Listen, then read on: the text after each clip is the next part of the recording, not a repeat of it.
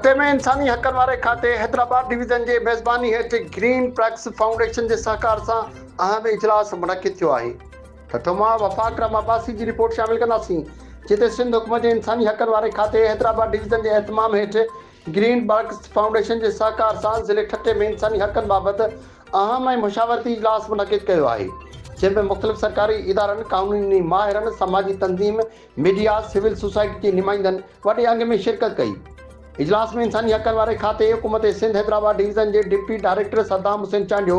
green packs foundation जे chief executive officer Zahid Thebo, ज़िले ठटे जे इंसानी हक़नि वारे खाते जे in charge Altaf Hussain Tunio, district human rights committee जे मेंबर एडवोकेट सैयद एजाज शाह, वकार निसा ऐं DIB in charge AD Shaikh, advocate Ummatul Hafeez, advocate Noorul ऐं ओनर ऐं एडवोकेट एजाज बटाणी, सीनियर सहाफ़ी आगा हसन अब्बास ऐं वाहिद शोरो, हमीद चंद्र, कादिर जाखरो, साजिद शेख,